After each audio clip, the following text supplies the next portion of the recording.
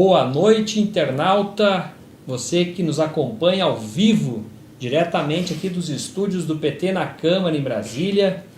Nós estamos recebendo neste momento o deputado federal Zé Neto, do PT da Bahia, que vai conversar conosco hoje sobre um tema muito importante.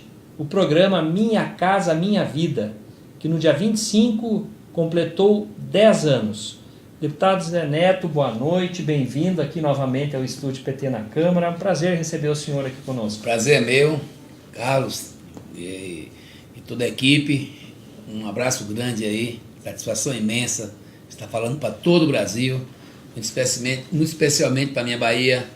Minha filha de Santana estava agora no estúdio, minha mulher acabou de ligar. Volta hoje, volta amanhã, que dia você volta? Depois de quinta, meio-dia que a gente pensa em voltar. Então fica meu abraço aí para minha cidade, que é Feira de Santana, para nosso estado lá, que é a Bahia, mas para todo o Brasil.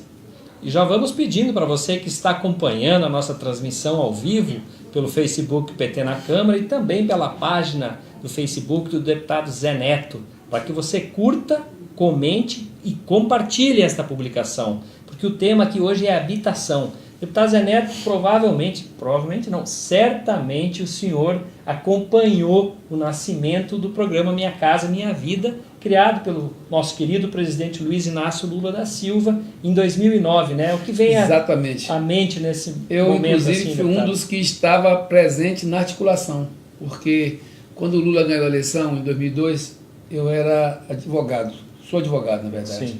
Estou político, mas continuo advogado e é a minha profissão. Eu era um dos advogados do Nordeste que mais tinha ações na época, contra a Caixa Econômica nessa área de habitação. Inclusive, na Bahia, o nosso escritório era inovador nesse processo de enfrentamento. Eu cheguei a ter mais de 10 mil pessoas ajuizadas brigando na justiça por redução de prestações. Em feira, chegamos a ter na nossa cidade 19 mil pessoas sem pagar, uma espécie de pagamento zero, para na justiça resolver, como de fato acabou sendo resolvido, principalmente depois do Lula. E daí em diante eu fui convocado para uma tarefa de ajudar um grupo de trabalho a construir uma alternativa, que desagou no Minha Casa Minha Vida. Então, Feira de Santana, inclusive, passou, como era uma cidade que tinha era uma coisa muito efusiva esse tema lá em Feira passou a ser uma espécie de cidade piloto. Tanto Minha Casa Minha Vida, como o PAH, que era um outro sistema antes do Minha Casa Minha Vida, como tínhamos lá eles fizeram uma espécie de consórcio também, habitação. Tudo isso foi sendo laboratorial para chegar no Minha Casa Minha Vida, que foi o melhor modelo. Hoje nós temos em Feira entregues e em construção em torno de 48 mil unidades. Pouco mais, talvez, essa altura. Só em Feira de Santana. Só em Feira de Santana. O investimento em Feira de Santana chegou a mais de 3,2 bilhões. 3,2 bilhões. Isso fomentou a economia em todos os aspectos. Sim. Nossa engenharia hoje, em nossa cidade e região, ela hoje é ponta. Quando começamos no Minha Casa Minha Vida, nós tínhamos lá 2 empresas de engenharia que se destacavam. Hoje são diversas. Inclusive a melhor do Brasil em termos de construção é lá de Feira, que é lá do Toninho, Seprenge, e a gente tem hoje muito que se orgulhar desse sistema, ou desse programa, porque esse programa, além de atender os interesses econômicos da cidade, deu um pool de desenvolvimento no mercado imobiliário, na construção de novos bairros, porque a gente às vezes pensa que Minha Casa Minha Vida está restrito ao baixa renda, que até 2 salários mínimos, 1 salário e meio, mas não, tem a faixa 2 que entra com um subsídio. Lá na nossa cidade, dessas 48 aí, umas 26 mil são para as pessoas mais carentes, as demais foram para classe média. Tem Minha Casa Minha Vida que tem piscina, um subsídio. Sim. E vários bairros na cidade, inclusive bairros hoje de classe média alta, tem lá muita coisa construída no Minha Casa Minha Vida, que foram responsáveis pela ocupação de espaços que geraram bairros nobres. Então, dos mais carentes aos mais nobres, todos se beneficiaram com Minha Casa Minha Vida, que ajudou uma parte significativa do problema de habitação do país. Estou dando exemplo de Feira, mas isso foi na Bahia inteira.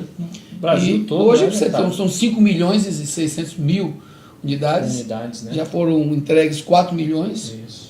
E hoje nós fizemos 10 anos de Minha Casa Minha Vida, agora na última segunda-feira, dia 25. E é preciso comemorar esse marco, mas é preciso também nós temos todo o cuidado do mundo, porque é um processo de definhamento muito grande que está sofrendo o Minha Casa Minha Vida. Eles até aqui do governo atual, disseram que vão apresentar um outro formato e tal, mas é preocupante. Inclusive, eu sou membro da Comissão de Direitos Econômicos, né? E lá a gente já viu o tamanho do problema, porque atinge hoje, de um lado, o déficit de habitação, os movimentos populares estão reclamando aqui na casa que falta casa. Lá na nossa cidade, inclusive, tem experiências maravilhosas de Minha Casa Minha Vida com movimentos populares, com associações, que para mim é o melhor caminho, mas vamos tratar aqui da emergência, que é importante lembrar isso. Então, dos movimentos populares aos pequenos construtores, aos grandes construtores, todos estão hoje muito atônitos, porque há uma perspectiva, infelizmente, de que o Minha Casa Minha Vida não prossiga. O corte é muito drástico. Muito drástico. Só para você entender, agora no começo do ano já foi... antigamente você tinha em torno de 50% a 51% de casas por faixa 1. Caiu para 21%. O dado é esse. E daí agora a expectativa é que reduzir mais ainda, que é onde tem uma lucratividade maior. E que onde também tem um efeito mais importante do ponto de vista social. E aí eu acho que a gente está vivendo um momento difícil.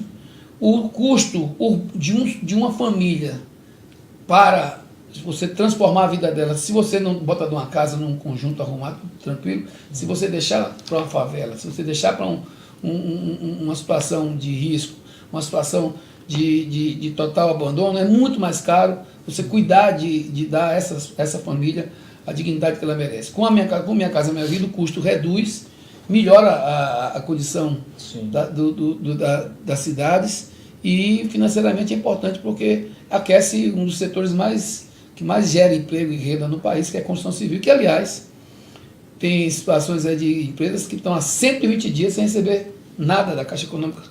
Tem empresas que estão reclamando, que estão com contratos de pessoa jurídica para serem assinados já há mais de 90 dias, que também não estão assinando. E isso é um fato em todo o Brasil.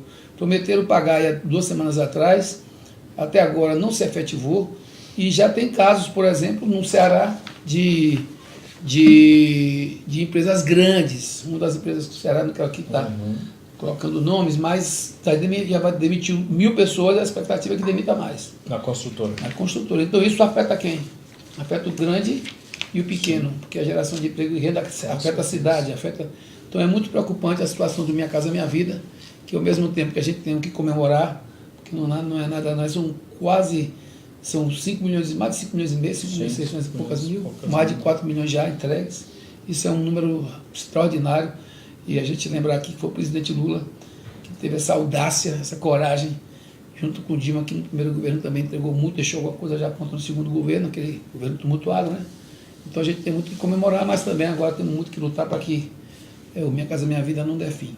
Nós estamos ao vivo com o deputado federal Zé Neto, do PT da Bahia, conversando sobre habitação, especialmente o programa Minha Casa Minha Vida, que completou 10 anos agora no dia 25 de março, na última segunda-feira. Esse programa, como disse o deputado Zé Neto, foi criado pelo presidente Luiz Inácio Lula da Silva, que está injustamente preso em Curitiba. Deputado, o senhor comentou agora há pouco aqui que está muito preocupado com o corte de recursos do programa Minha Casa Minha Vida. A Central Nacional dos Movimentos Populares, todas as entidades ligadas... Estive lá, participei da reunião com eles. Participou da reunião com a Central, né? Participei. Eles reclamam justamente que a faixa 1, que é a que mais precisa, porque o déficit habitacional no Brasil, né, deputado, ainda é altíssimo. Acredita-se em mais de 7 milhões de unidades. 7 milhões de unidades, ou seja, de brasileiros que não têm casa própria. Exatamente. Né? Então, o que eu estava observando aqui, inclusive, deputado, lendo nos números, né? De 2009 a dezembro de 2018, a média anual de investimento no Minha Casa Minha Vida Exatamente. 40 Foi mais de 42 bilhões, em torno de 43 bilhões, exatamente. Que isso vai, é uma injeção direta na economia. Sim. Que, inclusive, eu pergunto onde é que está o Pacto Federativo tão prometido, que o primeiro discurso, na noite da vitória deles, da derrota do povo brasileiro, foi o quê?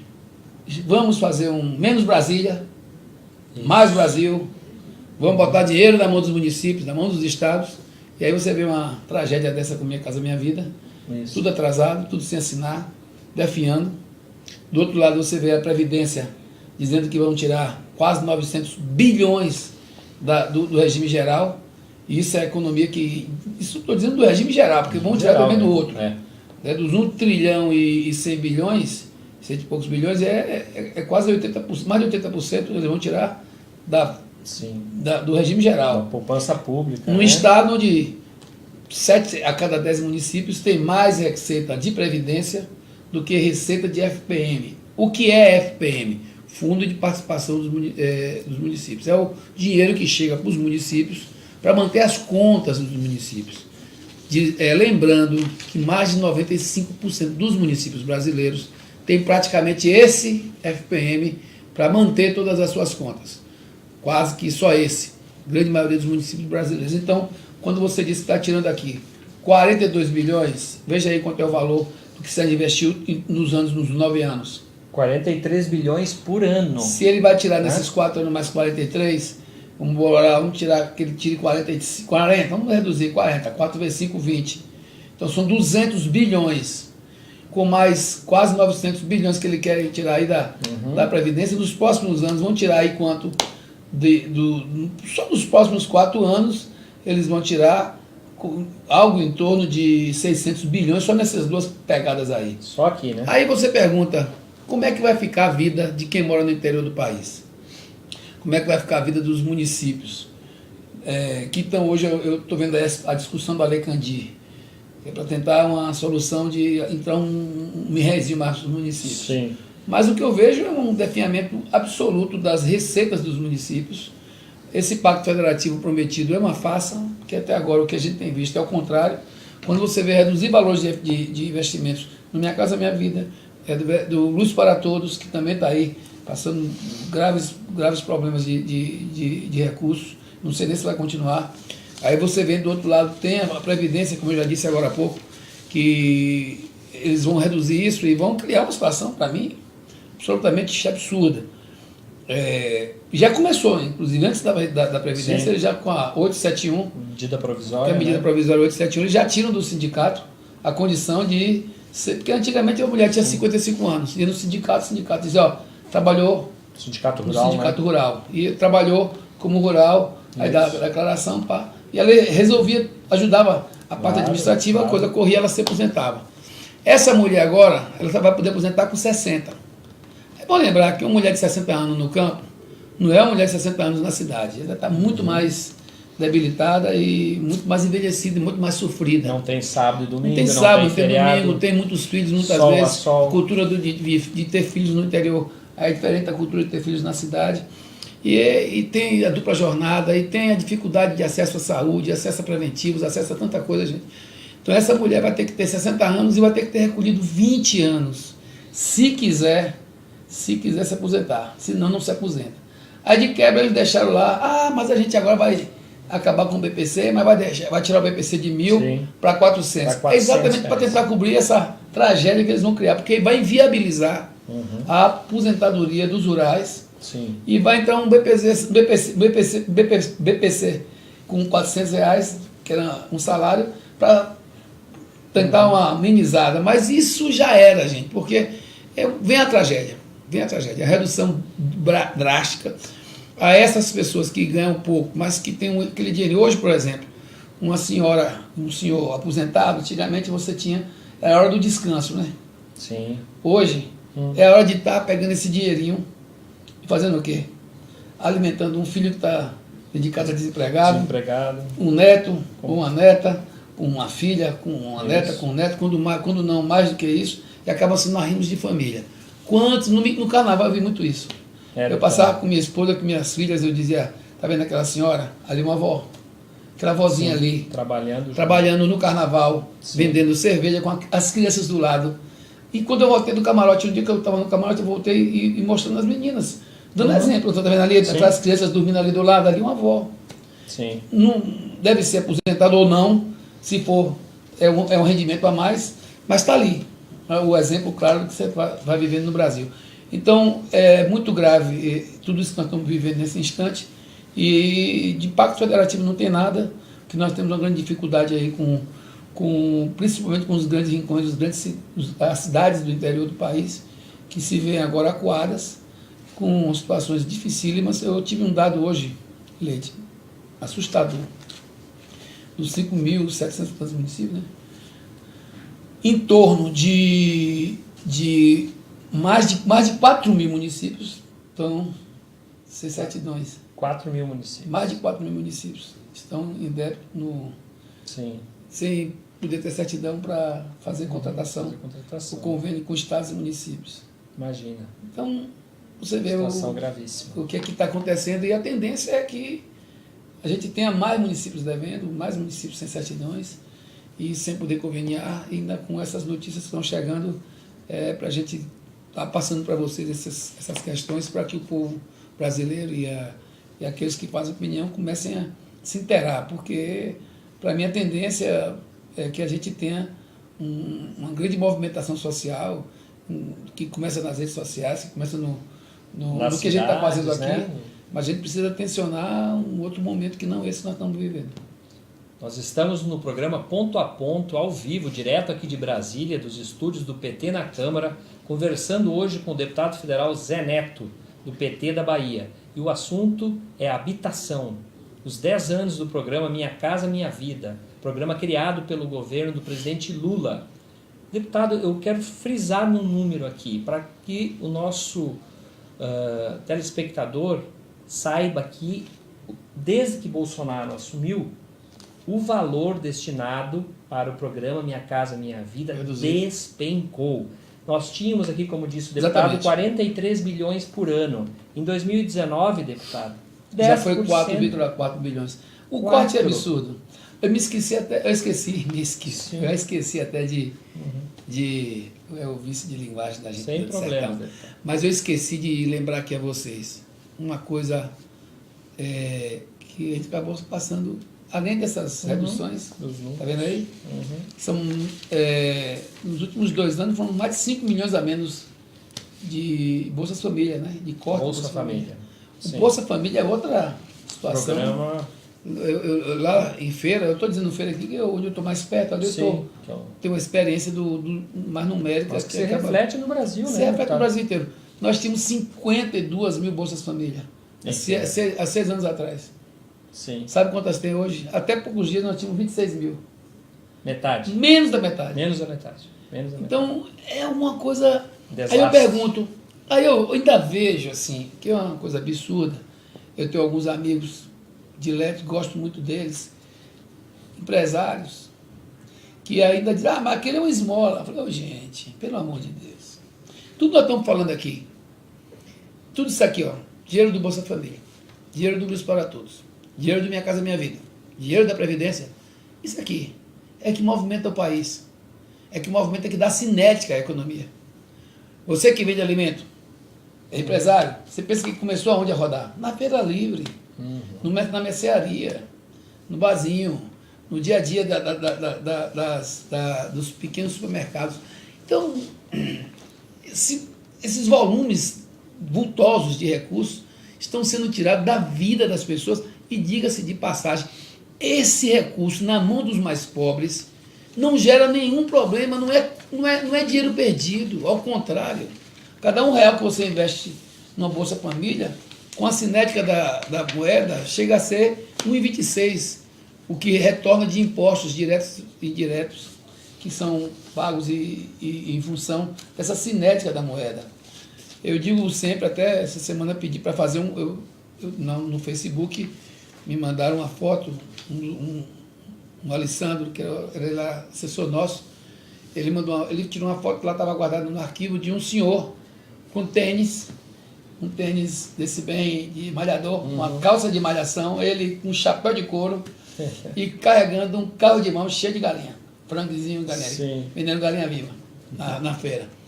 E com a barba mal feita, e ali com aquele carro de mão, ali é a figura do homem do interior, ele o senhor, Sim. ali um avô, gente, ali já está aposentado, recebe um dinheirinho a mais, fazendo aquele bicozinho. Essa pessoa não guarda dinheiro. Não tem como. Todo o dinheiro que ele conseguir, tudo que ele oferir, ele vai fazer o quê? Vai botar para rodar, vai comprar comida, vai comprar roupa, vai satisfazer as necessidades da família. Agora, eu te pergunto, e o dinheiro na mão dos mais ricos? Porque quando eu vejo a grande mídia, outro dia eu vi um desses jornais aí, não sei se foi a Bandeirantes, se foi a Globo, não estou lembrando, Sim. fazendo uma matéria detonando Minha Casa Minha Vida. Mas detonando por quê? Porque às vezes constrói longe do centro. Sim, gente, mas se for no centro, é caro construir no centro da cidade. Além que os centros estão ocupados. Estão ocupados. E a nível imobiliário, você não tem área. Sim, o valor. E às vezes você não tem nem estrutura de saneamento, porque quando você constrói Minha Casa Minha Vida, você tem que entregar tudo prontinho para encaixar na rede de esgoto e com infraestrutura. Aí, porque não tem transporte, porque não tem isso, porque não tem creche, mas isso aí, eles estão querendo colocar no colo de um programa federal uma obrigação que é do município, às vezes uma parte do estado que tem que se cobrando e vai se adequando. Sim. Se você perguntar a mim, o Minha Casa Minha Vida foi 100%? Claro que não. Eu diria você, mas eu digo tranquilamente, foi 85% ou 90%, sendo mais generoso. Sim. O que falta é pouquíssimo para que a gente diga assim, conseguimos o ideal. E tem situações que são ideais, muitas delas. Estou dizendo aqui no geral, na média. Então, atacar esse programa, sabe para quê? É a mesquinhez. Daqueles que estão lá em cima, que querem, assim, eles pensam assim, bom, esses caras estão pegando 42 bilhões, estão botando naquele negócio para aqueles pobres lá, vamos tirar esse dinheiro para cá para poder entrar no financiamento de outras coisas que a gente precisa para cá, para cima, e nem é. Porque no fim das contas, eu estava pensando aqui, agora pela manhã, quando você fala assim, quando eles falam, vamos economizar 1 trilhão e 100 milhões, vamos lá, que é o da que Previdência. Que querem economizar na Previdência. Aí eles economizam da Previdência. O presidente fala que é mais Brasil e menos Brasília. Menos Brasília. Eu pergunto aqui, esse dinheiro dessa economia vai para a mão de quem? Sim, na mão de quem? Vem para a mão da burocracia de Brasília, vem para a mão do governo. Sim. Aí eu pergunto, esse dinheiro vai voltar para o norte? Vai voltar para o oeste? Vai voltar para o nordeste? Vai voltar para o centro-oeste? Esse dinheiro vai ficar nos rombos que infelizmente estão aí nas grandes gargalos, nas grandes situações que infelizmente aconteceram, e muito infelizmente com estados como Minas, Rio Grande do Sul, Rio, São Paulo, que vamos ter que encontrar uma saída. Mas eu acho que mais Brasília não funciona mesmo. Eu concordo com eles. Quanto mais Brasília, menos Brasil. Sim. E todas as medidas que eu tenho visto aí é para fazer o contrário. Eles verbalizam uma coisa e agem de outra forma. Então eles estão fazendo ao contrário do que disseram que iam fazer. Toda hora tem essa contradição. Então mais uma contradição aí, é menos Brasil e mais Brasília. Tá certo.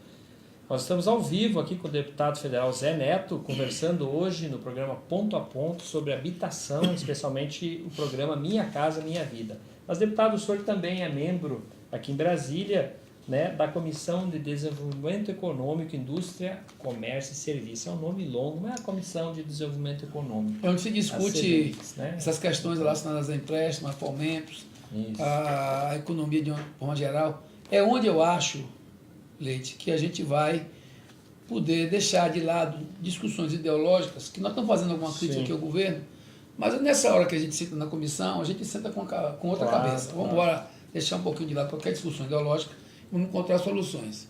Inclusive, eu consegui hoje pela manhã aprovar um requerimento para que a gente faça aqui uma audiência pública da Constituição Civil. Aí vem representação dos trabalhadores, vem representação da CEBIC, que é a Confederação Nacional da Construção Civil. Entidades. Vem o Suduscom. Vem aí também as pequenas... A cadeia produtiva. A cadeia produtiva no seu todo. Construção Civil. Que eu acho que nessa hora não tem pequeno ou grande. Tem uma cadeia produtiva que corre seríssimos riscos. Já basta o que aconteceu. Porque a gente às vezes pensa assim, a grande empreiteira lá do Lava Jato se lascou. Ótimo. Não, péssimo. que em nenhum lugar do mundo aconteceu isso. Ó, a Segunda Guerra, você vê a Segunda Guerra, quando acabou a Segunda Guerra, marcas importantes do mundo. Estava onde na Segunda Guerra?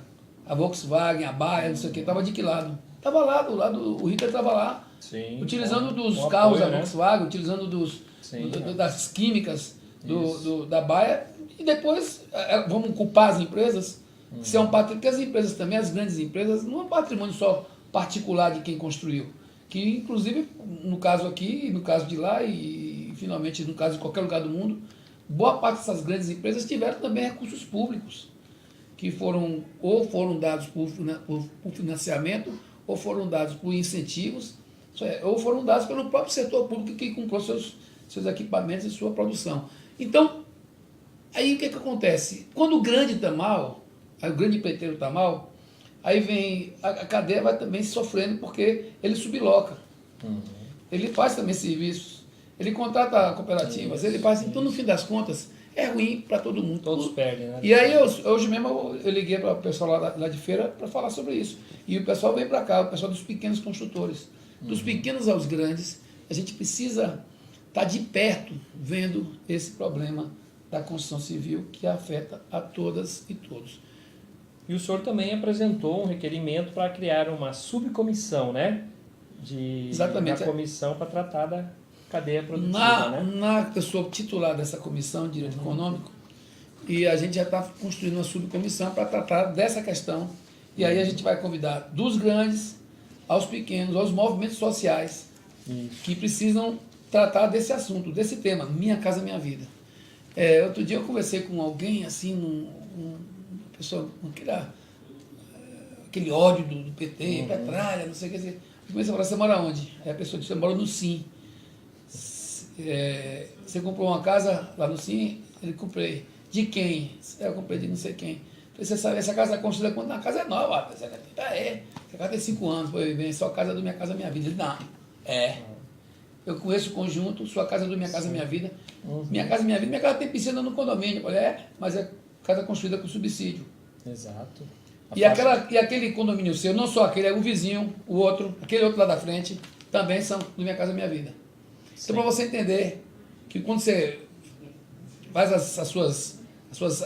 solta a metralhadora, lembre que a gente deixou um legado, e que minimamente, vamos até dizer, nós perdemos a eleição, tudo bem, mas um legado positivo tem que ser mantido. Claro. Aí sim, o legado positivo tem que ser desmontado. Aquela fala do presidente atual lá nos Estados Unidos foi uma coisa, eu fiquei pensando que aquilo era um fake, alguém falando por trás, mas era ele mesmo. Era ele mesmo. Ele falando que no Brasil a gente tem que desconstruir tudo que foi feito para começar a construir com vocês. Porque eu não tenho nada contra americano, assim, do ponto de vista do respeito. Sim. Mas do ponto de vista econômico, gente, peraí, eles são nossos competidores. Com certeza. Nós temos que nos relacionar com eles de cabeça erguida, como com a China, como com a França, como com qualquer um, com altivez. A gente tem que ter altivez com os mais ricos e tem que ter generosidade e guarda baixa com os mais pobres. É isso que equilibra a vida, isso é que é o justo. É o princípio basilar da justiça, é o quê? Tratar desigualmente os desiguais. Esse é um princípio. Uma parte suculenta das elites brasileiras carcomidas com essas situações prefere parecer mais com as botas de quem domina do que com quem está ao seu lado ou ao seu redor. Isso tem uma coisa já de décadas. Você olha nos anos 40, tem aquelas imagens, aquelas fotos, o calor miserável do Rio de Janeiro, e aqueles bailes, aquelas mulheres com aqueles vestidão, os caras todo mundo de paletó escuro, inclusive. Escuro, né? Né? Para atrair o sol. Com 40 graus, imagina, gente. Para quê? Para parecer com a Europa que tinha um clima frio e babá. Então isso já vem de muito tempo, de uma dominação que a gente, infelizmente, está voltando a viver, já com um viés mais agressivo. Claro que a gente tem que respeitar todas as nações, são parceiros importantes.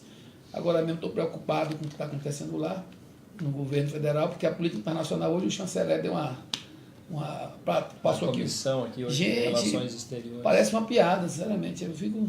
E isso aconteceu na educação também, com o ministro da Educação, Já que saíram não 10. respondeu nenhuma pergunta. Já saíram 10 aí, né? Da comunicação, da educação. 15, né? Atualizaram. Atualizaram, hoje. que até ontem à tarde eram 10. Hoje a deputada Rosa Neide, que é, já saiu mais gente. Que é da Educação também, que esteve aqui, disse que já são... E você sabe por que as pessoas 15, estão saindo do Ministério? Dias. Estão sendo convocadas para a tarefa. Quando chegam lá, veem que não tem nenhuma direção, que não tem nenhum projeto, total. Que não tem um caminho, que nós começamos o ano letivo, está aí, vem uma tarefa importante, estratégica, pedagógica, que vinha sendo traçada, que não estava fácil, já não estava fácil desde a nossa época, que a gente melhorou e muito. Antes de Lula, você lembra, não tinha, eu fui estudante de escola pública a vida toda, me alfabetizei num particular, numa garagem. Mas por que eu me alfabetizei numa garagem? Na professora Diva. Olha, lá em feira mesmo? Professora Diva. Diva Almeida. Depois virou até lá na Matriz. Professora Diva e professora Ana Rita. Me lembro delas, mas por quê? Porque a criança só entrava na escola com 7 anos de idade. Sim. Se não fosse alfabetizada, ia ter uma dificuldade de cara para começar. E aí minha mãe me botou, minha mãe era professora e botou para me alfabetizar lá. Mas não tinha alfabetização pública antes de Lula. Você vê que coisa... Não tinha creche, não era obrigado creche. Sim, hoje... Política, hoje é obrigação e ao contrário do que pensam, ficou muitas creches na época de Dilma sem ser acessadas porque os municípios não queriam para não ter o custo de manter as creches. E aí você olha aqui a política educacional que é. Aí você vem constrói as universidades públicas, cotas, sai de um panorama de exclusão, entra numa inclusão extraordinária no ensino superior, e agora você olha para frente, diz, olha para frente não, olha para o momento não vê nada, olha para frente piorou. Então são situações que a gente, se for, uma coisa acaba puxando outra aqui, nós estamos vivendo um momento muito difícil nesse atual governo. Nós temos ainda muitos assuntos, muitos temas, mas a assessoria, inclusive aqui do deputado Zé Neto, já está me chamando a atenção, porque ele tem um outro compromisso. Aqui em Brasília, deputado do PT, deputado da oposição, acorda muito cedo, porque tem muitas tarefas para lutar por um Brasil melhor. E o deputado tem que ir ao plenário daqui a pouco, porque tem votação lá no plenário. Então, deputado Zé Neto, o senhor fique à vontade aqui para... Carlos, para mim é um prazer imenso estar aqui com vocês. Essa estrela que está aqui nas nossas costas, ela é o nosso grande escudo. Nós não somos isentos de erros, são erros e acertos, que constroem a humanidade. Como erros e acertos constroem o que é? A vida, não é? Olha as igrejas, olha o enfrentamento que o Papa Francisco está fazendo agora aí, um momento difícil para a Igreja Católica, mas acontece com evangélicos, acontece com times de futebol, acontece com associações, na área da engenharia, na área da medicina. Olha, gente, agora, podem ter certeza de que tudo que a gente assistiu nesses últimos anos, de uma tentativa brusca, absurda, de criminalização do PT, não foi por outra coisa senão porque nós escolhemos o lado do povo brasileiro, o lado dos mais humildes, o lado da construção de um Brasil soberano, de um Brasil que pudesse olhar de frente os países todos e com carinho aqueles mais necessitados, um Brasil que aprendeu a construir redes, como nós estamos construindo aqui. Nós não somos oposição, mas nós estamos construindo redes, conversando com todos. Essa semana eu conversei muito com um deputado do São Paulo, do PSL, tratando de questões relacionadas aos DETRANs do Brasil, e ele, inclusive, eu disse, eu estou satisfeito com o seu posicionamento, porque é isso que vai construir, e nós vamos ajudar, junto com ele, que é do PSL, a buscar um caminho que dê condição da gente modernizar e criar marcos regulatórios administrativos dos DETRANs, que consigamos reduzir valores de documentação para DETRAN. É um absurdo que em todo o Brasil se cobra por uma carteira de motorista, e o pobre que às vezes está ali trabalhando, o dinheiro mal está para comer, esse está excluído de fazer uma carteira C, de uma carteira D. Então, tudo isso que nós estamos vivendo nesse Brasil, eu vou encerrar. Essa semana eu vinha, 2 semanas atrás, ouvindo a música de João Donato, a paz invadiu o meu coração. Tá? E eu vim aqui nessa agonia de Brasília, que é um dia muito intenso, né? A gente fica aqui praticamente na terça, na quarta, que é o dia que tem mais movimento, na quinta de manhã. E ele disse que uma bomba sobre o Japão fez nascer o Japão da paz. Que todos esses conflitos, todas essas dificuldades que nós tratamos aqui, que nos sirvam, gente, para que a gente energize, abasteça a nossa esperança, a nossa capacidade de lutar pelas coisas que são, diria, mais coletivas, mais do bem. O bem, ele precisa ser mais politizado, ele precisa olhar mais para as dificuldades, falar mais, se expor mais. O bem não pode ser solene e ficar na liturgia de que eu fiz o bem, que me enxerguem, não.